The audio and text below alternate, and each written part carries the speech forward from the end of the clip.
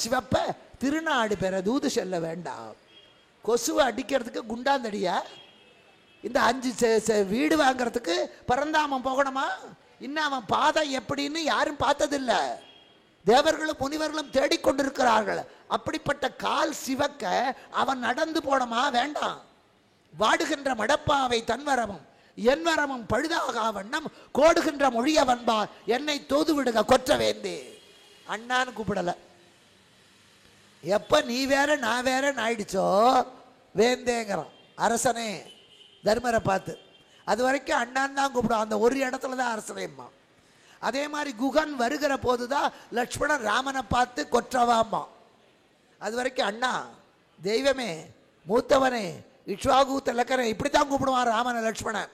ஆனா குகன் பார்க்க வரும்போது மட்டும் கொற்றவ நின்னை காண குறுகினன் நிமிர்ந்த கூட்ட சுற்றமும் தானும். அப்ப மட்டும் சொல்றான். ஏன்? வர்ற குகன் ஸ்ருங்கிபேரத்துக்கு மன்னன், கங்கைக்கரை அவனுக்கு சொந்தம். அவன் உதவி இல்லாம நீ கடக்க முடியாது. அதனால இங்கேயும் வருகிறவன் அரசன். அந்த அரசனை அரசனுக்குரிய முறைப்படி நீ நடத்தணும். அவனை வேடன் என்றோ ஏழை என்றோ நினைக்காதே. இதை சொல்லணும். குகன் அரசன், ஸ்ருங்கிபேரத்தின் மன்னன், கங்கையிரு கரையுடையான், கடற்கரந்த நாவாய் வேட்டுவர். இது இத்தனையும் இங்க சொல்ல முடியாது. சுத்தி முனிவர்கள் உட்கார்ந்துருக்காங்க. குறிப்பறிகிறதுல ராமன் கட்டிக்காரன். அதனால ஒரே ஒரு வார்த்தை போட்டான், கொற்றவ அரசனே. அப்ப ராஜ்யமே இல்லை. ஆனா லட்சுமணனை பொறுத்த வரைக்கும் அவன் என்னைக்கு ராஜாதான். அதனால ராமனை பார்த்து சொல்றான், ராஜாவே, உன்னை பார்க்க இன்னொரு ராஜா வந்திருக்கான். ஒரு அரசனை பார்க்க இன்னொரு அரசன் வந்தா அரச மரியாதை செய்யணும், அவமரியாதை செய்யாதே. காரணம் இல்லாமல் அப்படித்தான் கூப்பிட்டாங்களான்னு தெரியாது. எழுதிய கவி சக்கரவர்த்திகள் அத்தனை அற்புதமாக ஒன்று சொல்ற. ஒரு காவியத்திலே ஒரு சந்தேகம் வந்தால் அது எத்தனையோ 100 ஆண்டுகளுக்கு பின்பு சந்தேகம் வந்தாலும் அந்த சந்தேகத்துக்கு பதில் அந்த காப்பியத்திலேயே இருக்கணும். அப்படி எழுதின வந்தான் கவி சக்கரவர்த்தி. நான் ஒரு நூல் எழுதினேன், கேள்வி இன்று பதில் அன்று, வானதி பதிப்பகம் வெளியிட்டது. நமக்கு வழுகிற கேள்வியெல்லாம் இன்னைக்கு, ஆனால் அத்தனைக்கு பதில் அங்கே இருக்கு. பாரிஸில் நான் பேச போகும்போது ஒரு பையன் கேட்டான், சீதை தவம் செய்தாள்னு சொன்னீங்களே, தவம் செய்யறதுனா என்னன்னா? அவனுக்கு இந்த விரதம் இருக்கிறதுடா, ஒரு காரியம் முடியணும்னு ஒரு சந்தியுமாங்க விரதம் இருக்காங்களே, அதான் விரதம் இருக்கிறதுனா என்ன பண்ணணும்? காலையில் எழுந்து தலைக்கு குளிக்கணும், வெங்காயம் வெள்ளைப்பூண்டு அசைவமெல்லாம் சாப்பிடக்கூடாது, ஒரு நாளைக்கு ஒரு வேளை சாப்பிடணும், பாயில் படுத்து தூங்கக்கூடாது, பொய் சொல்லக்கூடாது, இத்தனையும் சொன்னேன். அப்போ அவன் கேட்டான், சீதை தவம் செய்தாள்னு சொல்றீங்களே, சீதை ராவணனுடைய நாட்டிலே குளித்தாளா? அவன் குளிக்கிற சீனுக்காகவே படம் பார்க்குற பையன் வெளிநாட்டில். அவன் கேட்குறான், சீதை குளித்தாளா? அவளுக்கு மாற்று புடவை இல்லையே. அவன் அந்த ஒரே புடவையோட தானே 10 மாதம் இருந்தா, அது நாரி போயிருமே. 10 மாதம் கட்டினா புடவையை துவைச்சாளா, அதை காய வச்சாளா? பையன் கேள்வி. நான் சந்தோஷப்பட்டேன். அப்படிதான் சந்தேகம் வரணும். இதுக்கு பதில் நான் சொல்லக்கூடாது, கம்பர் தான் சொல்லணும், எழுதி வச்சிருக்கார். இப்படி வானத்தை பார்க்குறாளா, அஸ்தமன சூரியன், கருப்பு மேகம், இடையில கொஞ்சம் சிகப்பு, அரக்கிகளை பார்க்குறா, கருப்பு வடிவம், உதடு சிவப்பு, கண்ணு சிவப்பு, உள்ளங்கை சிவப்பு. இந்த கருப்பையும் சிவப்பையும் பார்த்தா இன்னைக்கு என்னமோ ஞாபகம் வரும். ஆனால் சீதைக்கு என்ன ஞாபகம் வந்ததா? ராமன் ஞாபகம் வந்தான். ஏன்னா ராமன் அட்டை கருப்பு, கண்ணு சிவப்பு, உதடு சிவப்பு, கை சிவப்பு. துப்பினால் செய்த கையோடு கால் பெற்ற துளிமஞ்சு ஒப்பினான் தன்னை நினைதோறும் நெடுங்கண்ணீர் உகுத்த அப்பினால் நனைந்து அழறா.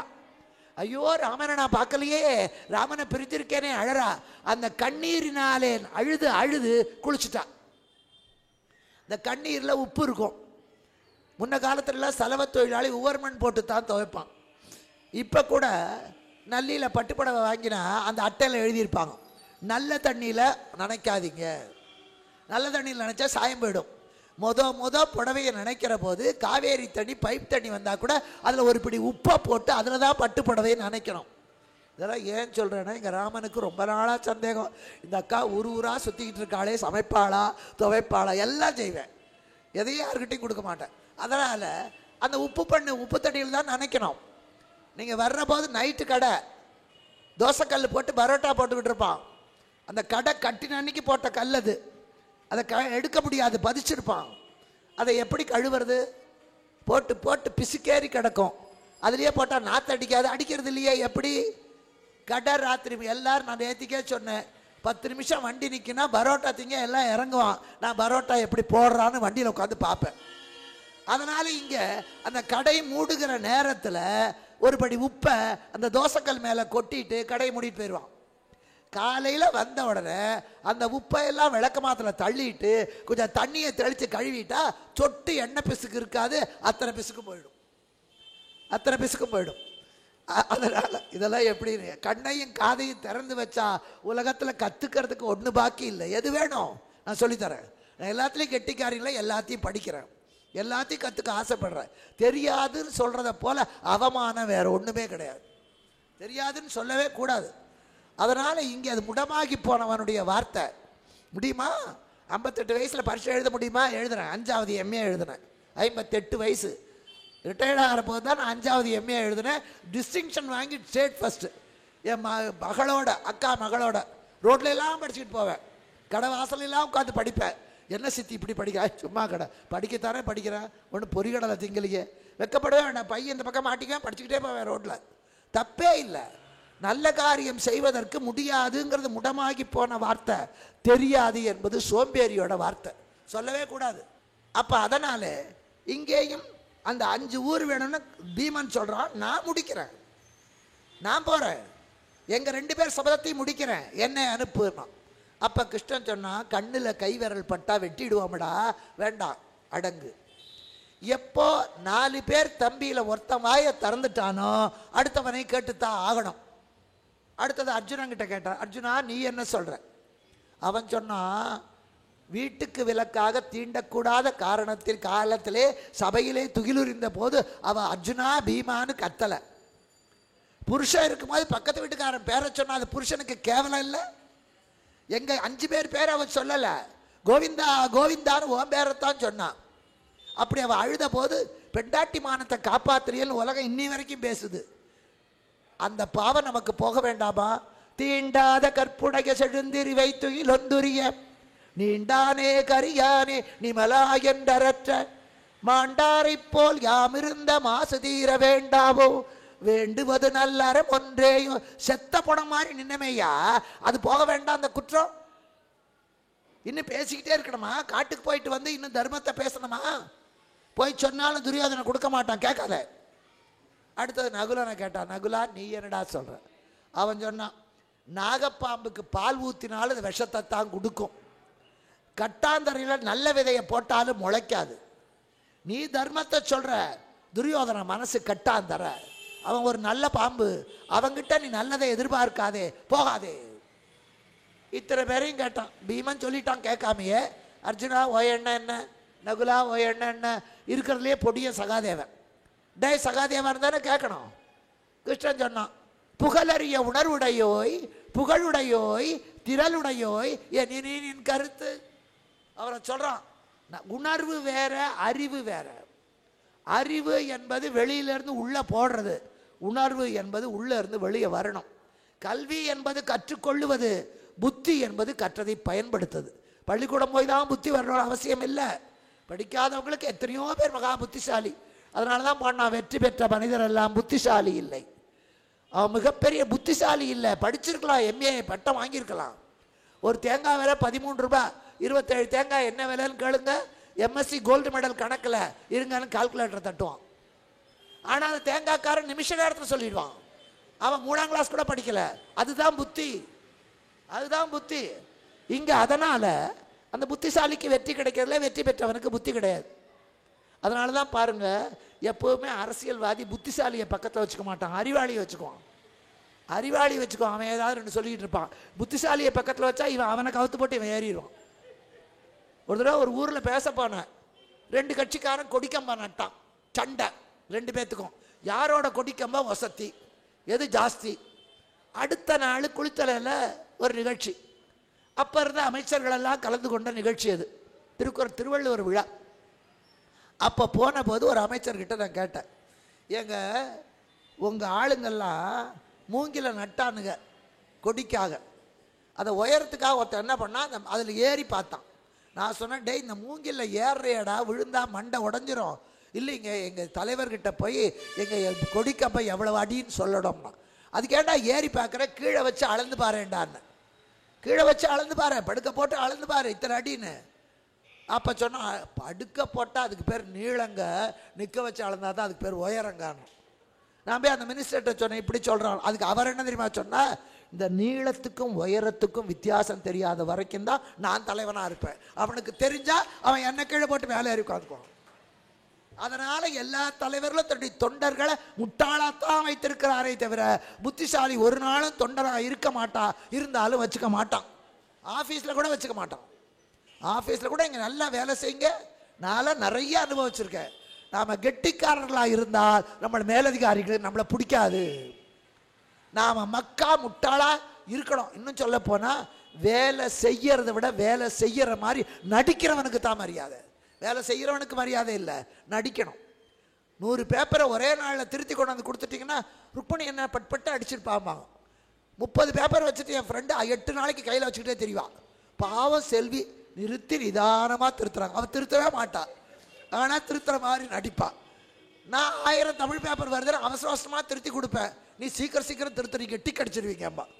புத்திசாலிக்கெல்லாம் கிடைக்கிற மரியாதை அவ்வளோதான், அதுவும் இந்த நாட்டில்.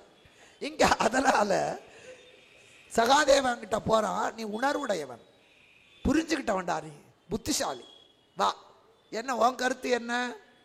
அவன் சொன்னான், இந்த பாரு, நீ போனா என்ன, ஒழிஞ்சா என்ன, அவன் நாடு கொடுத்தா என்ன, கொடுக்காட்டா என்ன, இந்த பாஞ்சாலி கூந்தலை முடிச்சா என்ன, விரிச்சா என்ன, எக்கேடு கட்டாலும் எனக்கு கவலை இல்லைடான்னா. இது பொறுப்பற்றவன் வார்த்தை. அவனும் தான் பாஞ்சாலியை கல்யாணம் பண்ணியிருக்கான், இது பொறுப்பற்றவன் வார்த்தை. ஆனால் கிருஷ்ணனுக்கு புரிகிற மாதிரி முன்னாடி ஒரு வார்த்தையை போட்டான். நீ போனால் என்ன, ஒழிந்தால் என்ன, சிந்தித்தபடி நீயும் சென்றால் என்ன, ஒழிந்தால் என்ன, செறிந்த மைந்த 100 முதல்வன் நிலம் வழங்காமல் இருந்தால் என்ன, வழங்கினால் என்ன, கொந்துற்ற குடலிவளும் முடித்தால் என்ன, விரித்தால் என்ன, இதுவரைக்கும் பொறுப்பில்லை. கடைசியில் சொல்றான், குறித்த செய்கை அந்தத்தில் முடியும் வகை அடியேற்கு தெரியுமோ ஆதிமூர்த்தி. நீ பிளான் போட்டபடினா, நீ சிந்தித்தபடி, ஏன்னா ஆரம்பிச்சவன் நீ தான். இந்த ஆரம்பிச்ச சண்டை எப்படி முடியுங்கிறது உனக்கு தான் தெரியும். கோலம் போட புள்ளி வைக்கிற, புள்ளி வைக்கிறவங்களுக்கு தான் தெரியும் என்ன கோலம்னு. 5 புள்ளி 5 வருஷம் 5000 கோலம் இருக்கு. 5 புள்ளி 5 வருஷம் வச்சுட்டு மருமக கிட்ட கோலப்படி கிண்ணத்தை கொடுத்துட்டு அவள் போயிட்டா, அவள் இன்னொரு கோலத்தை போடுவா. மாமியார் சொல்லுவா, இதே அடி போட்டா நான் அதுக்குள்ள புள்ளி வச்சேன். சமையலுக்கு புளி ஊற வச்சா, ஊற வச்சவ சமைச்சா தான் ஒழுங்கா இருக்கும். மாமியார் குழம்புக்கு புளி ஊற வச்சிருப்பா நிறையா, பக்கத்து வீட்டில் பிரசவம்னு ஓடிடுவா. மருமக சமைப்பா, அவள் அந்த புளியை கரைச்சி ரசம் வைப்பா. குழம்புக்கு கரைச்ச புளியில் ரசம் வச்சா வாயில் வைக்க முடியாது, வாயில் வைக்க முடியாது. அதனால தான் நம்மக்கிட்ட ஒரு பழக்கம் உண்டு, ஆரம்பித்தவனே முடிக்கணும். நான் சொன்னேன் இல்லையா, பழமொழிகள் எல்லாமே அவர் கேட்டிருக்கார். அதான் சொல்கிறார், ஆரம்பித்தவன் முடிச்சார், கேட்டிருக்கார் ஏற்கனவே சொன்னதை. அப்போ அது எப்படின்னா, இந்த சமையலுக்கெல்லாம் முன்னே இந்த மாதிரி கேஸ் எல்லாம் கிடையாது. கல்லில் அடுப்பு வச்சு அதில் தான் வாணலி வச்சு பலகாரம் சுடுவாங்க. ஒரு 4 படி 8 படி வடைக்கு அரைச்சிட்டா ஒத்தியே சுட முடியாது. அந்த எண்ணெய் வைக்கிறப்போ திடீர் அடுப்பு, கிடைக்கிற கல்லை வச்சு அடுப்பு, அந்த எண்ணெய் சட்டி வச்சா அது நொடிக்கும். அப்போ என்ன பண்ணுவோம், அங்கங்கே ஒரு சின்ன சின்ன கல் ஓடு கொண்டு வந்து அது சாயாமல் இருக்கிறதுக்கு அங்கங்கே சொருகி வைப்பா. முதல்ல எண்ணெய் வைக்கிறவ அவள் ஒரு 50 வடையை சுட்டுவிட்டு நீ சுடுன்னு அடுத்தவங்கிட்ட கொடுத்துருவான். எல்லாரும் சுட்ட பிடிச்சி என்ன பண்ணுவாங்க, இறக்கிறதுக்கு அவளை தான் கூப்பிடுவாங்க. முதல்ல வச்சவள, அக்கா நீ தானே எண்ணெய் வச்ச இறக்கு. இது சாஸ்திரம், சாஸ்திரம் இல்லை, வச்சவளுக்கு தான் எந்த பக்கம் சாயும்னு தெரியும். நான் போய் எடுத்தா டபக்கன் அந்த கல் பிச்சுக்கிட்டு கால் கொட்டும். அதனால தொடங்கினவங்களே முடிக்கணும். இது எங்கள் வீட்டில் எங்கள் அம்மா சொல்லிகிட்டே இருப்பா. எனக்கு ரொம்ப நாள் வரைக்கும் சந்தேகம், ஏன் ஆரம்பித்தவங்கள முடிக்காட்டி என்ன, ஆரம்பித்தவங்கள முடிக்காட்டி என்ன, பாதியில் செத்து போயிட்டா என்ன பண்ணுவேன் நான் இல்லாதெல்லாம் கேட்பேன். எண்ணெய் சட்டி வச்சுட்டா திடீர்னு நெஞ்சு வலி வந்துட்டு ஆஸ்பத்திரிக்கு போயிட்டா, அவளை கூட்டிகிட்டு வந்தால் இறக்க சொல்லுவேன். எங்கள் அம்மாட்ட கேட்பேன். எங்கள் அம்மா சொன்ன கேள்வியெல்லாம் கேட்காத பேசாமல். எங்கள் தாத்தா கிட்ட கேட்ட போது அவர் சொன்னார், இதுதான் காரணம். சகாதேவன்கிட்டேருந்து வந்த வார்த்தை இது. நீ ஆரம்பித்ததை நீ தான் முடிக்கணும். அது என்ன ஏன் கேட்குற, நீ தீர்ந்து போச்சு. சில பேர் இன்னும் சமையல் பண்ணணும்னு ராத்திரியே முடிவு பண்ணி வச்சுருவாங்க. ஒப்புக்கு கேட்பா புருஷங்கிட்ட, ஏங்க என்ன சமைக்கட்டும். கெட்டிக்கார புருஷனா பொண்டாட்டியை பற்றி தெரிஞ்சு குப்பை கொட்டவனா இருந்தால் என்ன சொல்லுவான், உனக்கு என்ன தோணுதோ அதை விட்டுருவான். ஏன்னா அதுதான் நடக்கும். இவன் சொல்லி பிரயோஜனம் இல்லை. என்ன மாதிரி 2 அரைகுறையாக இருந்தால் சொல்லுவான், கத்திரிக்காய் வாங்கிட்டு வந்திருக்கேல்ல, அதை எண்ணெய் கத்திரிக்காய் கறி பண்ணி ரசம் வையுமா. சோறு திங்க வரும்போது நாக்கை தீட்டிட்டு வருவான். அவன் கத்திரிக்காய் போட்டு குழம்பு வச்சுருப்பான். ஏண்டின்னு கேட்டால் போதும் இதே சாப்பிடுது. கத்திரிக்காய் விற்கிற விலையில் எண்ணெய் கத்திரிக்காய் கறியா? இன்றைக்காவது சாம்பாரில் 2 கத்திரிக்காய் இருக்குது, இன்னும் 4 வருஷம் போனால் ஒரே கத்திரிக்காயை சாம்பாரில் போட்டுட்டு அலம்பி எடுத்து வச்சுருவேன். நாளைக்கு அதே தான் விற்கிற விலை. அதுதான் இப்போ 40 ரூபா. எங்கேருந்து கத்திரிக்காயை போட்டு பொரியல் பண்ணுறது? அதனால் ஒரு கத்திரிக்காயை முழுசாக சாம்பாரில் போட்டு உங்களுக்கு ஊற்றிட்டு அந்த கத்திரிக்காயை எடுத்து அலம்பி தொடச்சி ஃப்ரிட்ஜில் வச்சிடறோம். நாளைக்கு அதே தான். காலம் நடக்கும், வேணா பாருங்கள். இப்போ அதனால் இவன் சொன்ன உடனே இவனுக்கு விஷயம் தெரியும், தோள் மேலே கை போட்டு தள்ளிட்டு போனான். இப்போ தள்ளி கொண்டு போவதுன்னு ஒரு வார்த்தை இருக்காது, அங்கேருந்து வந்தது தான். அந்த எம்எல்ஏ 10 பேரை தள்ளிட்டு போயிட்டான்டா அப்படின்னா அவனை தம்பக்கம் சேர்த்துக்க போகிறான். கிருஷ்ணன் சகாதேவனை தள்ளிட்டு போனான். முதல்ல தள்ளிட்டு போனான் அவன் தான். ஒரு சோலைக்குள்ளே போனான். இப்போ சொல்லுடான். அவன் சொன்னான், இந்த மாதிரி எதுக்கு கேட்குற? ஒவ்வொருத்தரும் பிறக்கிறதுக்கு ஒரு அர்த்தம் இருக்குது. நீ பிறந்ததே உலகத்தில் எல்லாரையும் அழிக்கிறதுக்கு தான். நீ பிறக்கிறதுக்கு முன்னாலேயே உனக்கு பிறந்த 7 குழந்தை 6 குழந்தை அவுட்டு, 7வது குழந்தை இடம் மாறி போயிடுது. உன்னோட 9வது வயசுக்குள்ளே முடியறதுக்குள்ளே நீ சகடாசுரனை, தேணுகாசுரனை, வத்சாசுரனை, எத்தனை பேரை நீ திருநாவர்த்தனை, பூதனைய எத்தனை பேரை அழிச்ச? 9 வயசில் மாமனை கொன்ன. நீ கொல்றதுக்கே வந்திருக்கிற கொலகார பாவி. அதனால் நான் சொன்னால் மட்டும் நீ நிறுத்தவா போகிற? இந்த தர்மபுத்திரர் ஒரு அசடு காப்பாற்றுவார். நீ அத்தனை பேரையும் க்ளோஸ் பண்ண வந்தவன். நீ பாரதம் அவரில் யாவரையும் நீராக்கி பூபாரம் தீர்க்க பிறந்தாய் புயல்வண்ணா கோபாலா போரேரே நின்னையன்றி மா பாரதம் காக்க வல்லார் யாவரே. நீ எல்லாரையும் அழிக்க வந்திருக்க. எப்போவுமே அந்த ஜனத்தொகை பெருகி போனால், எக்கனாமிக்ஸ் படித்தவங்களுக்கு தெரியும், இயற்கை தடை செயற்கை தடைன்னு 2 உண்டு. செயற்கை தடைங்கிறது தான் இந்த குடும்ப கட்டுப்பாடு. ஒன்றே ஒன்று பெற்றுக்கோ, கல்யாணமே படிக்காம இரு, கல்யாண வயசை தள்ளி போடு, இதெல்லாம் செயற்கை தடை. இயற்கை தடை என்பது திடீர்னு சுனாமி வரும், திடீர்னு பூகம்பம் வரும், திடீர்னு போர் வரும், கும்பல் கும்பலாக சாவாம். ஜனத்தொகையை குறைக்கிறதுக்காக ஆண்டவன் வைத்திருக்கிற ஏற்பாடு இந்த இயற்கை உத்பாதங்கள். இதுதான் இயற்கை தடை செயற்கை தடைன்னு. இந்த யுத்தம் என்பது நிறைய பேர் கும்பல் கும்பலாக சாவான். ஒரே நாள் சண்டையில் 1000 பேர் சத்தாம்பான். சோமநாதபுரம் கோவிலை கட்டுவதற்காக முயற்சி பண்ணின போது அதை அழிக்க வந்த முகமது கஜனி ஒரே நாளில் 40,000 ராஜபுத்திரர்களை அந்த சோமநாதபுரம் கோயில் வாசப்படியிலேயே கொன்னான். 40,000 பேர். அத்தனை பேர் சாகிறதுங்கிறது தனித்தனியாக செத்தா ரொம்ப நாள் ஆகும். இப்போ சொல்கிறோம், நீ பாரத போரில் எல்லாரையும் சாகடிக்க வந்திருக்க. ஆட்டை கடிச்சு மாட்டை கடிச்சு மனுஷனை கடிக்கிற மாதிரி இவனை வச்சு அவனை அடித்து, அவனை வச்சு இவனை அடித்து, கடைசியில் க்ளோஸ். இது என்கிட்ட எது கேட்குற?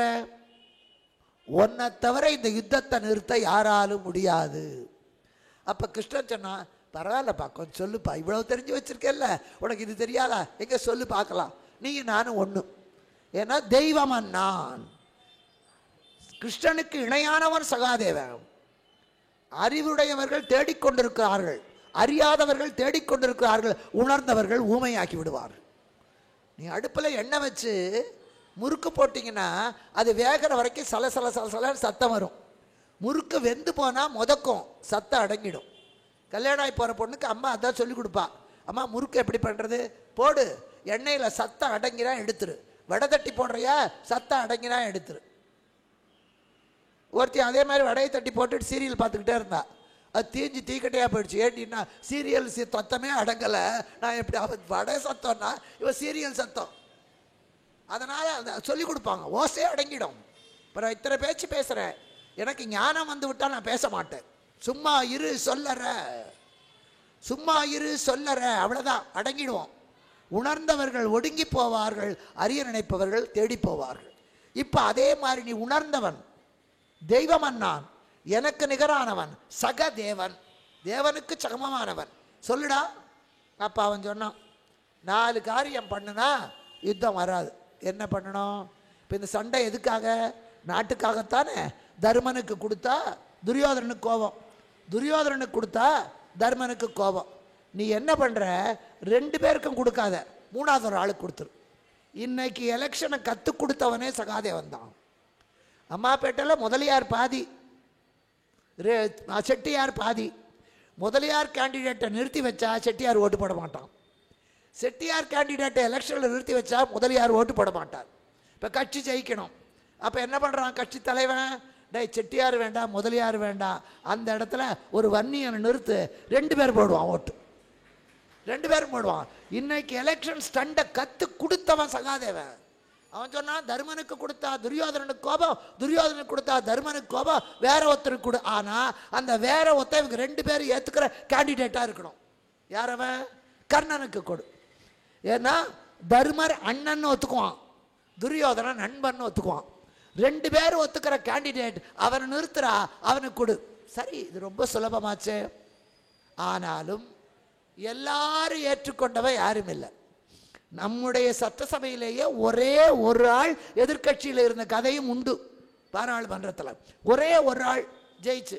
அதனால இங்கேயும் கர்ணனுக்கு நீ ஆட்டை கொடுத்தால் ஒத்துக்க மாட்டான், அர்ஜுனன் ஒத்துக்க மாட்டான்.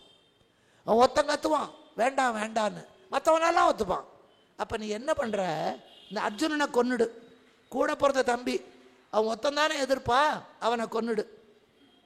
இந்த எலெக்ஷனில் நிற்கிறவன், அவனுக்கு வேலை செய்கிறவன், அவனை கொல்றது, பொட்டியை திருடுறது, பூத்தை கொளுத்துறது, குழி வெட்டுறது, இது அத்தனையும் அங்கேருந்து வந்தது தான், அங்கேருந்து வந்த சகுனி பரம்பரை தான். இப்போ சொல்கிறான் அவனை கொன்னுடு, அப்போ யுத்தம் வராதா? வரும். எப்போவுமே ஒரு பெண்ணு பேசிட்டா 10 பேர். பஸ்ஸில் ஒரு பொண்ணு வருது, தெரியாமல் ஒரு பையன் காலை மிதிச்சிருவான். உடனே ஏயா வேலையெல்லாம் மிதிக்கிறியா, எத்தனை பேர் கிளப்பியிருக்கீங்கம்மா, உடனே 10 பேர் என்னம்மா என்னம்மா என்னம்மா சப்போர்ட்டுக்கு. அதே ஒரு கிழவி குய்யா முறையான்னு கற்றுட்டு கேட்கறதுக்கு நிறைய இருக்காது. இது டிப்டாப்பாக ஒரு பொண்ணு வந்தால் சப்போர்ட்டுக்கு ஆள் நிறையா வந்துடும்.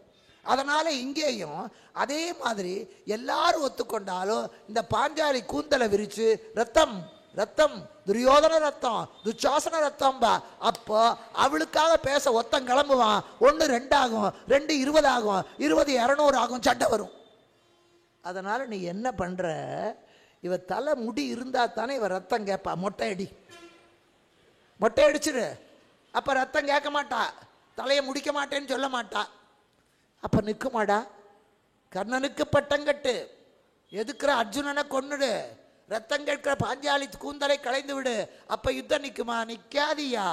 உன் கையையும் காலையும் வச்சுட்டு நீ சும்மா இருக்க மாட்ட, உன் கையையும் காலையும் கட்டி போட்டு உன்னை செயல்படாமல் வச்சாதான் யுத்தம் நிற்கும். அதை செய்ய யாராலையும் முடியாது. சொல்றான் பாராள கர்ணன் இகழ் பார்த்தனை முன் கொன்று காரார் அணங்கின் குழல் களைந்து உன்னையும் நேராக கைப்பிடித்து காலில் தலைபூட்டி கட்டுவனேல் வாராமல் காக்கலாம் மகாபாரதம் என்றான். சும்மா வசனத்தை படித்து பிரயோஜனம் இல்லை, அந்த பாட்டை படிக்கணும், பாடல்களை படிக்கணும் நிறையா. இப்போ நான் பேசுகிற போதே பேச்சு மாதிரி இருக்கும், அதில் ஏறக்குறைய நிறைய பாடல்கள் தான் வரும். ராகம் போட்டு பாடினா உணர்ச்சி இல்லை. பாரதியை பாடும்போது அச்சமில்லை அச்சமில்லை அச்சம் என்பது இல்லையே, அதுதான் உணர்ச்சி. அச்சமில்லைன்னா தூங்குவான், எல்லாம் தப்பு.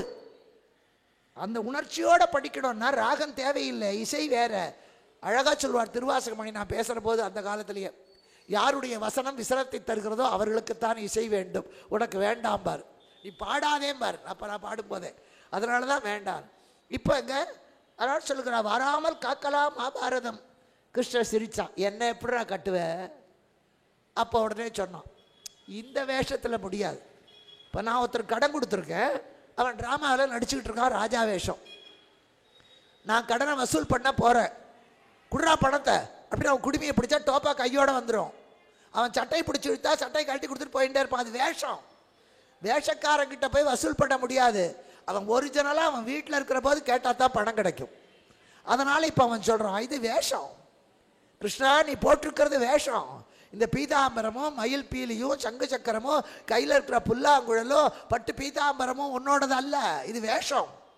உன்னுடைய உண்மையான வடிவத்தை காட்டு, நான் கட்டுறேன். விஸ்வரூபத்தை காட்டினான்.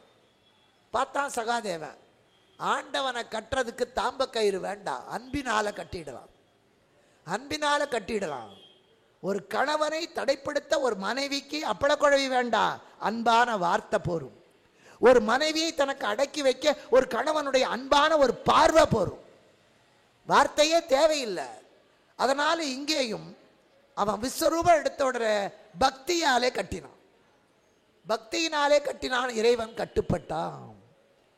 இறைவன் சக்கர பொங்கலுக்கும் பஞ்சாமிர்தத்துக்கும் கட்டுப்பட மாட்டான், பக்திக்கு கட்டுப்படுவான். நீங்கள்லாம் குருவாயூர் போயிருப்பீங்க பல பேர்.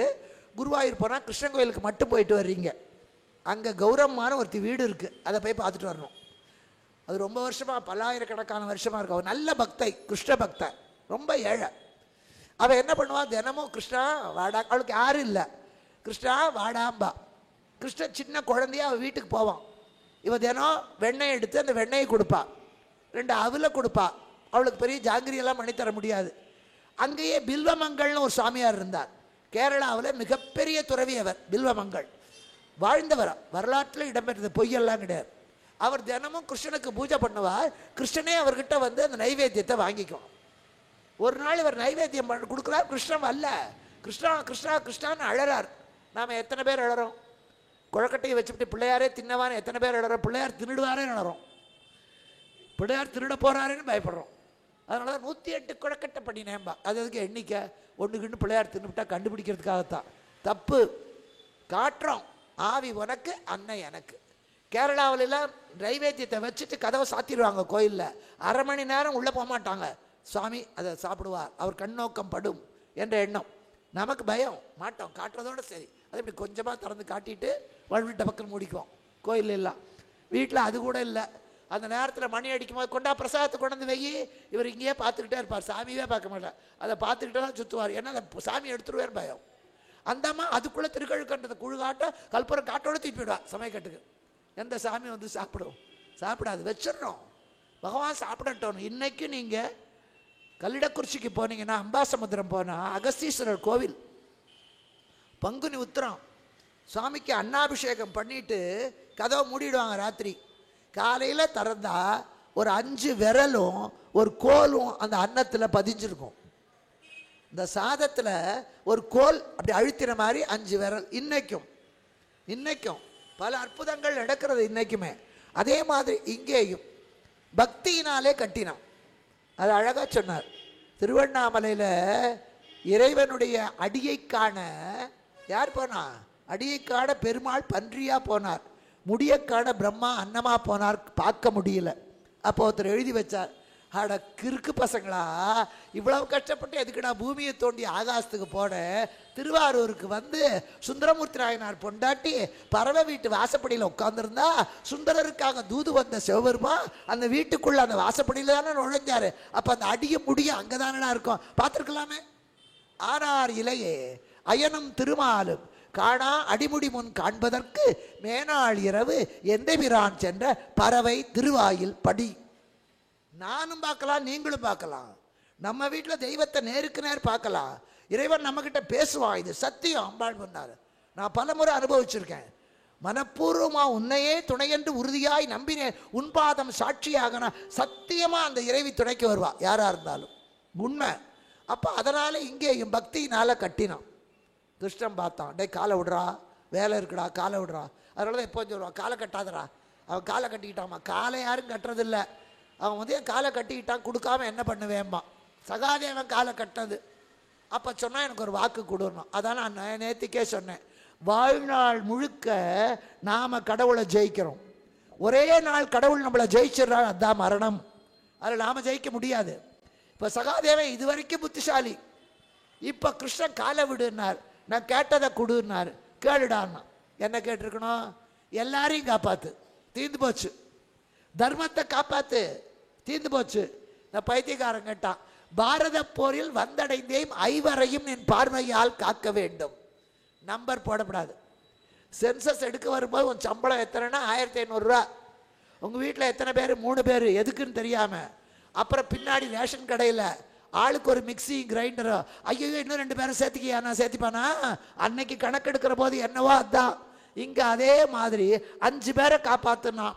பாரத யுத்தம் முடிந்த போது துரியோதனன் தான் கெட்டவன், எல்லாரும் சாகணும். தர்மன் நல்லவன் தானே.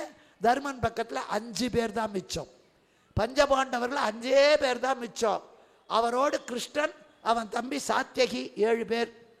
கௌரவர் பக்கத்தில் கிருஷ்ணனுடைய படைத்தலைவன் கிருதவர்மா, சிரஞ்சீவியாக இருக்கிற அஸ்வத்தாமா, கிருபாச்சாரியார். மொத்தம் அந்த பாரத யுத்தத்தில் கடைசியில் மிச்சம் இருந்தவன் 10 பேர். அதனால தான் இப்போவும் சொல்லுவான், நான் ஒன்றும் நிறைய பேரை கூப்பிட போகிறதில்ல சார், ஒரு 10 பேர் தான் கூப்பிட போகிறோம். சொல்கிறோம் 10 பேரை தான் கூப்பிட போகிறோம். அந்த 10 பேர் அங்கே நின்னவன் தான். அந்த 10 பேர் அங்கே எல்லாரும் வீட்டில் சொல்கிறோம் 10 பேரை கூப்பிட்டு பண்ணா போகிறோம், ஊரை கூப்பிடாது. 10 பேர்னா எண்ணிக்கையில் குறைவாக கூப்பிட்டா போகிறோம். அந்த 10 பேர் பாரதத்தில் 4 பேர் ஏதாவது சொல்லுவாங்கடி. அந்த 4 பேர் யார்? நாயன்மார்கள் 4 பேர். எல்லாமே ஆன்மீகத்தோட சேர்ந்தது தான் நம்முடைய வாழ்க்கை. நமக்கு புரியலை, இப்போ அதெல்லாம் சொல்கிறதே கிடையாது, திட்டுறதே இங்கிலீஷில் தான், கெட்ட கெட்ட வார்த்தை இல்லை. அப்புறம் அதனால் இங்கேயும் சரி 5 பேரை காப்பாற்றினான். ஓம்னா தர்மர் கேட்டால் சகாதேவன் என்ன சொன்னான்? அவனும் சண்டை வேண்டும். பாஞ்சாலி ஓடி வந்தான். தர்மன் சொன்னான் கிளம்பு, அதுக்கு தான் இளைஞர்களை சேர்த்தக்கூடாது, நீ கிளம்பு. இப்போ ஓடி வந்தா பாஞ்சாலி, காலில் விழுந்து அழுதா, கிருஷ்ணா அன்னைக்கு என்னை கூப்பிட்டு இவ்வளவு அவமானப்படுத்தினவங்கிட்ட 5 வீடு வாங்கி பிச்சை எடுத்து சாப்பிட இவங்க நினச்சா நான் என் கூந்தலை என்னைக்கிடா முடிப்பேன். இவங்களை நம்பியா நான் சபதம் பண்ணினேன்? ஒன்றை நம்பித்தான். கற்றை குழல் பிடித்து கண்ணிலான் பெற்றெடுத்தால் பற்றி துகிலுறிந்த கானத்தில் பாண்டவரும் பார்த்திருந்தார். கொற்ற தனித்திகிரி கோவிந்தா அற்றைக்கும் என்மானம் நின்னையல்லால் வேறு யார் காத்தார்? மண்டில் அழைத்தனக்கு மாசளித்த மன்னவன்பால் சென்று 5 ஊர்கள் திரள்வேந்தர் வேண்டி நின்றால் அன்று விரித்த அருங்கூந்தல் என்று முடிப்பது நீ எம்பெருமானே. உன்னை நம்பித்தாயா நான் சபதம் பண்ணினேன், நீயே இப்படி போய் அவங்ககிட்ட 5 வீடு கேட்டா என் கூந்தலை யார் முடிப்பா? என் சபதத்தை யார் முடிப்பா? அப்ப கிருஷ்ணன் பார்த்தான், பாஞ்சாலி தலையை தடவினான். இப்போ ரொம்ப அன்பு வந்தா தலை தடவும், அவன் தலை தடவிடுவாடாமா. கிருஷ்ணன் தலையை தடவுறான், கவலைப்படாது. தொல்லாண்மை பாண்டவர்க்கு தூது போய் மீண்ட பின்பு நல்லாய் உன் பைங்கூந்தல் நானே முடிக்கின்றேன். இனி எல்லாரும் காண விரிய போவது புல்லார்தம் அந்தப்புற மாதர் பூங்குழலே. தானிக்கு பேர் ஏமி. நான் தூது போய் வந்த பிறகு பாஞ்சாலி உன் கூந்தலை நானே முடிச்சு வைக்கிறேன். என்ன அர்த்தம்? நான் போறது சமாதானத்துக்கு இல்லை, கொம்பு சீவி விட போறேன். யுத்தம் வரும், கண்டிப்பா துரியோதன துச்சாசன சாவான், நான் சாக அடிப்பேன். அந்த ரத்தத்தை கொண்டு வந்து உன் கூந்தல்ல பூசி குழலும் முடிப்பாய், உன் பைங்கூந்தலை நானே முடிக்கிறேன். தர்மபுத்திரனுக்கு சட்டுன்னு எதுவும் புரியாது, அவருக்கே இது புரிஞ்சு போச்சு. அவர் உடனே என்ன சொன்னார்? கிருஷ்ணா இதுக்குதான் பெண்களை எல்லாம் சபையில் விடக்கூடாது, எதையாவது சொல்லி புத்தியை மாத்திடுவான், கிளம்பு. கிருஷ்ணன் கிளம்பினான். அதனால இங்கேயும் நானே முடித்து வைக்கிறேன், தர்மபுத்திரர் கிளம்பு. கிருஷ்ணன் கிளம்புறான். நடந்து போன்னு சொல்லியிருக்கான்.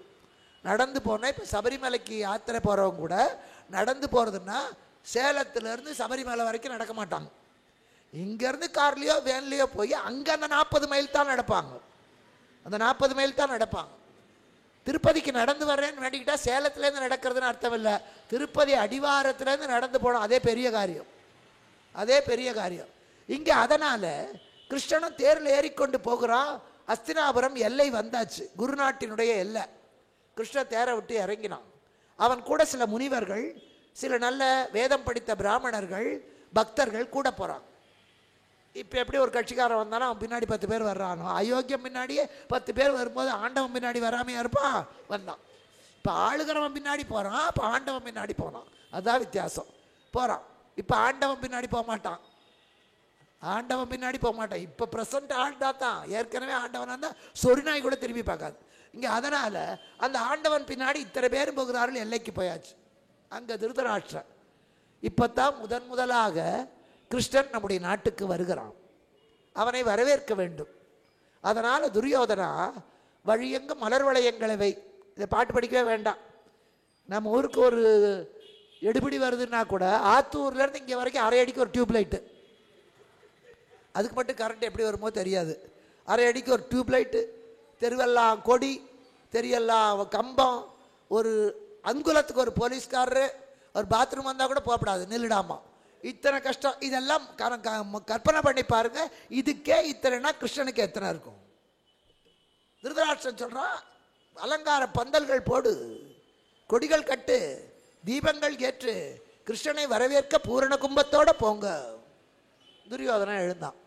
சகுனி சொன்னான், உட்கார்றா, வர்றவன் ஒரு இடையன் தூதன், அவனை வரவேற்க நீ போகப்படாது, நீ உட்கார். நல்லவனா இருக்கணும்னு நினைச்சா கூட அவனை இருக்க விட மாட்டாங்க மற்றவங்க. ஏன்னா அவன் நல்லவனாயிட்டா இவன் குளிர்காய முடியாதுல்ல, அதுக்காகத்தான். ஆஃபீஸர் லஞ்சம் வாங்கினா தான் கீழே இருக்கிற கிளார்க்கு லஞ்சம் வாங்க முடியும். அவன் நேர்மையாக இருந்தால் இவன் பழப்பு எப்படி போகும்? அதனால் அந்த லஞ்சம் வாங்காத ஆஃபீஸரை எழுதி போட்டு மாற்றி விடுவான். அதே தான் அங்கே பார்த்தா துரியோதனன் உட்கார வச்சுட்டான். 4 பேர் தான் போல. துரியோதனன், துச்சாசனன், சகுனி, கர்ணன் 4 பேர் மட்டும் போகல. மற்ற எல்லாரும் போகிறார்கள் எதிர்கொள்வதற்காக. பீஷ்மர், துரோணர், கிருபர், அஸ்வத்தாமா, துச்சாசனன் போகல. அவன் அடுத்த இருக்கிற மீதி இருக்கிற 98 தம்பி எல்லாரும் போகிறார்கள். பூரண கும்பம் எடுத்துக்கொண்டு, விளக்கேந்தி கொண்டு, மலர்கள் எடுத்துக்கொண்டு கிருஷ்ணனை வரவேற்க. கிருஷ்ணன் வந்து இறங்கினான். அவனுக்கு பாத பூஜை பண்ணி அவனுக்கு இது ஆரத்தி எடுத்து அழைத்து கொண்டு அவன் பின்னாடியே எல்லாரும் வந்தான். இப்போ அந்த ஊர்வலம் நடந்து வருகிறது. கிருஷ்ணன் இப்போ தான் அஸ்தினாபுரிக்கு கிருஷ்ணாவதாரத்தில் முதல்ல வர்றான். அதனால் வர்றவன் அப்படி பார்த்துக்கிட்டே வர்றான். மாட மாளிகைகள் இன்னைக்கு இருக்கிறதெல்லாம் ஒன்றும் இல்லை. இப்போல்லாம் பெருசாக அப்பார்ட்மெண்ட் கட்டியிருக்கோன்னு கட்டின போதே பார்த்துக்கணும். 5 வருஷம் கழிச்சு இருக்குமான்னு தெரியாது, ஏன்னா அஸ்திவாரமே கிடையாது. அதனால் இப்போவே பார்த்துக்கணும், இதுதான் வீடு பார்த்துக்கோ, இதுதான் பிளாட் தெரிஞ்சுக்கணும். அப்போ அப்படி இல்லை. ராவணனுடைய நாட்டில் மாளிகைக்கு மேலே மாளிகை, 35வது மாடி. அந்த மாடியை பெருக்கணும், வாடகைக்கு விடலை. ஒருத்தருதே தான் 35 மாடியும். எப்படி இருந்தாலும் தங்கத்தில் இருந்தாலும் விளக்கமாறு செருப்பு வாசலில் தான் இருக்கும். இப்போ 35வது மாடியை பெருக்கணும்னா தொடப்பம் எடுக்க கீழே வரணும், தண்ணி வேணும்னா கீழே இருந்து எடுத்துகிட்டு போகணும். இது ரொம்ப கஷ்டம். 35 மாடி இறங்கி கீழே வர்றதை விட 35வது மாடியிலேருந்து ஆகாசம் உங்களுக்கு பக்கமாக. இலங்கையில் கம்பன் எழுதுவார். அப்போ என்ன பண்ணுவாங்கன்னா, பெருக்கிறதுக்கு மின்னல் மின்னுமா, அந்த மேலே இருக்கிற பெண்கள் எல்லாம் அந்த மின்னலை படக் படக்குன்னு ஒடிச்சு தொடப்பம் கட்டிடுவாளாம். தெளிக்கணும்னா வானத்தில் ஆகாச கங்கை ஒரு பொத்தல் போடுவாங்களாம், தண்ணி வருமா அதை தெளிப்பாங்க. ஆகாச கங்கையின் அங்கையினில் ஏந்தி மீகாரம் என்பவும் நந்துகள் விளக்கி. இந்த மிகப்பெரிய மாட மாளிகையில எல்லாம் இவர்கள் அவ்வளோ சுலபமாக அவ்வளோ மாட மாளிகைகள் அந்த காலத்தில் எல்லாம் படிக்கு. இப்போ தான் ஒன்றும் பெரிய மார்பிள் இல்லை. ராவணன் காலத்திலேயே படிக்கு மாளிகை தலந்தோறும் இடந்தோறும். இப்போ மறுபடியும் ராவணன் ஆட்சி வந்திருக்குன்னு அர்த்தம். நல்லவன் ஆட்சி இருக்கிற வரைக்கும் கார தர, மண்ணு தர, மண்மகளுக்கு மரியாதை, அதை சாடி போட்டு மெழுகி அந்த மண் தரையில் கோலம் போட்டு சந்தோஷமாக வாழ்ந்தாங்க. மூட்டுவாதம் அல்ல, பிபி வரல, எல்லாம் இல்லை. இப்போ ராவண ஆட்சி நம்ம பண்ணுறோம். எல்லாம் ராவண தர்பார், எல்லாம் இந்த மொசைக்கை போட்டு வச்சு மார்பிளை போட்டு வச்சு நடந்தா குதிங்கால் வலிக்குது, படுக்க முடியல, படுத்தா இடுப்பு வலிக்குது, செருப்பு போட்டுக்கிட்டு நடங்க. உள்ள சாமி தலையிலையும் செருப்போட இப்போ விட வேண்டியது உள்ளே வந்தாச்சு. உள்ளே இருக்க வேண்டிய மாமியார் மாமனார் முதியோர் இல்லத்துக்கு போயாச்சு. வெளியே விட வேண்டிய செருப்பு சாமி ரூமுக்கு வந்தாச்சு. இன்றைக்கி அதுதான். பாத்ரூம்ங்கிறது எங்கேயோ இருக்கணும், கழிவறை. இப்போ கழிவறையோட செப்டிக் டேங்க் நம்ம சமையல் அறைக்கு அடியில் தான் இருக்குது. அது மேலே தான் உட்காந்து நம்ம சாப்பிட்றோம். நினச்சி பார்த்தா சோறு இறங்குமா யோசிச்சு பாருங்க. சாப்பிட்றோம். அசுத்தமாவது அருவறுப்பாவது ஒரு மண் இல்லை. அசுத்தமே வாழ்க்கை, அருவறுப்பே மூச்சு காற்று, தீர்ந்து போச்சு. இப்போ இங்கே அதனால் கிருஷ்ணன் எப்படி ஒவ்வொன்றா பார்க்குறோம்.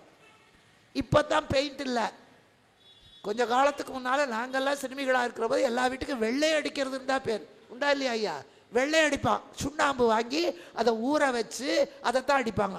இப்போ கலர் கலராக பச்சை சிவப்பு நீலம் எல்லாம் கதகளி வேஷக்காரனாட்டம். அது அன்னைக்கே இருந்திருக்கு துரியோதனன் ஆட்சியில்.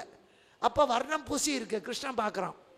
அதுவும் அங்கே பச்சை நிறம் பூசப்பட்டு பிரளயத்திலேயும் இருந்த ஆளிலை போல இருக்கிறதே, அது யாருடைய வீடு? கிருபாச்சாரியார் ஒரு அடி முன்னால் வந்தார். மதுசூதனா, அது என்னுடைய வீடு. ஓஹோ. அதோ அங்கே மஞ்சள் வர்ணம் பூசப்பட்டு மாமேரு குன்று போல விளங்குகிறதே, அது யாருடைய வீடு? துரோணர் ஒரு அடி முன்னால் வந்தார். அச்சுதா, அது என்னோட வீடு. ஓஹோ. நீல நிறம் பூசப்பட்டு திருப்பார் கடல் போல விளங்குகிறதே, அது யாருடைய வீடு? பீஷ்மர் ஒரு அடி முன்னால் வந்தார். ரிஷிகேசா, அது என்னுடைய வீடு. எல்லாத்தையும் கட்டுக்கிட்டு வந்தார். அதோ அங்கே வெள்ளை வர்ணத்திலே சுதை பூசப்பட்டு கைலாச பர்வதம் போல விளங்குகிறதே, அது யாருடைய வீடு? விதுரர் ஒரு அடி முன்னால் வந்தா. கிருஷ்ணா, அது உன்னோட வீடு. உன்னோட வீடு. எது நம்மோடது? இந்த உடம்பே நம்மோடது இல்லை. நம்மளுதாக இருந்தால் என்ன பண்ணோம்? உங்கள் சொந்த வீடாக இருந்தால் என்ன பண்ணுவீங்க? இந்த செவுத்தை இடித்து ரூமாக கட்டலாம், அந்த ஜன்னலை இடித்து கதவு வைக்கலாம், நீல கலராக பச்சை கலராக மாற்றலாம், பூஜை ரூமை படுக்க ரூமா மாற்றலாம், என்ன மாறுதல் வேணால் செய்யலாம். ஓட்டு வீட்டை தார்சு வீடாக மாற்றலாம், தார்சு வீட்டை 2 மாடி கட்டடமாக மாற்றலாம். வாடகை வீட்டில் முடியுமா? வர்றவங்க சொல்லுவாங்க, காத்தே வரலையே, இங்கே ஒரு ஜன்னல் வைக்கப்படாதா? சும்மார், இதுக்கே 8000 ரூபா வாடகை, சத்தம் போட்டு பேசுகிறா, வீட்டுக்காரன் காலி பண்ண சொல்லிடும். முடியுமா? சொந்த வீடாக இருந்தால் எத்தனை மாறுதல் வேணால் செய்யலாம். பாதராத்திரி 12 மணிக்கு அம்மாப்பேட்டை தெருவில் ஒருத்தர் வரார், இருட்டு, ஒத்துருமில்லை, ரோந்துக்கு காவலாளி இருக்கார். அவர் பாவம் பஸ்ஸை தவற விட்டு ஸ்ட்ரைக்கில் மாட்டிக்கிட்டு 2 நாள் ஆச்சு, அலைஞ்சு உழைஞ்சி வந்து நிற்கிறார். கையில் ஒரு சூட்கேஸ், நல்ல விஐபி சூட்கேஸ். வர்றார், போலீஸ்காரர் பார்க்குறார், சந்தேகம், ஆளை பார்த்தா பிச்சைக்கார பையலாட்டு இருக்கு, கையில் விலை உயர்ந்த சூட்கேஸ். தள்ளிட்டு போகிறார் போலீஸ் ஸ்டேஷனுக்கு. போலீஸ் ஸ்டேஷனுக்கு போன உடனே, யார் யா நீ? நான் சிங்கப்பூர்லேருந்து வர்றேன் சார், இங்கே தான் எங்கள் மாமனார் வீடு இருக்குது. இது யாரோட பொட்டி? என்னோட பொட்டி. பொட்டிக்குள்ளே என்ன இருக்கு? பொட்டி என்னதான் இருந்தால் உள்ளே இருக்கிறது என்னன்னு எனக்கு தெரியும். 10 பட்டுப்படவை இருக்குது, ஒரு 10,000 ரூபா நோட் இருக்குது, சிங்கப்பூர்லேருந்து வாங்கிட்டு வந்த சென்ட் இருக்குது, சொல்லலாம். திறந்து பார்த்து அது அப்படியே இருந்தால் என்னோடது. நான் 10 பட்டுப்படவை இருக்குதுன்னு சொல்ல திறந்து பார்த்து அதில் 4 பேண்ட்டு, 4 வேஷ்டி, 2 லட்சம் ரூபா பணம், ஒரு 50 பவுன் நகை இருந்தால் எங்கே கொள்ளை அடிச்சேன்னு போட்டு உதப்பான்.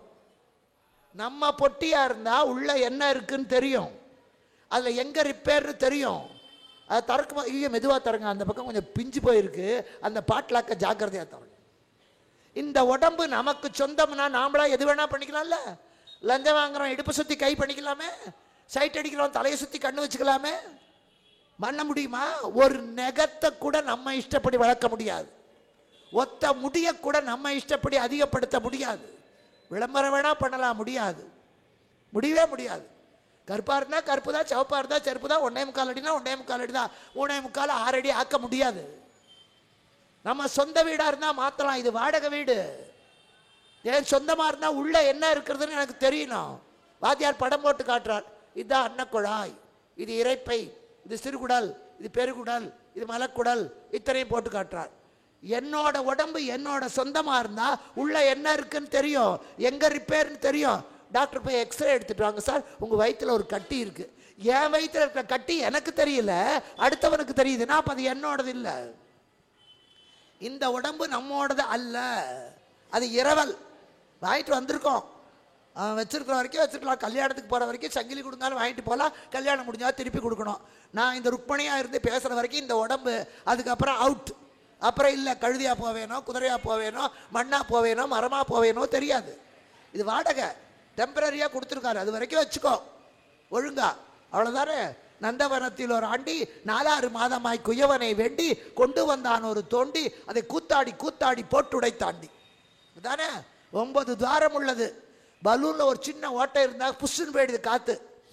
9 துவாரத்துக்கு கார்க்கே இல்லை, உள்ளே இருக்கிற காற்று அவன் சொன்னா தான் வெளியே போகுது, போகலையே. இதை விட அதிசயம் என்ன வேணும்? நம்மளோடது அல்ல, இது இரவல். இரவல் சதம் அல்ல. இது ஒரு பழமொழி வச்சாங்க, இரவல் சதம் அல்ல. நாம் நினச்சிக்கிறோம் பக்கத்து வீட்டில் கடை வாங்கிட்டு போன சங்கிலி நம்மளோடது இல்லை, அது தப்பு.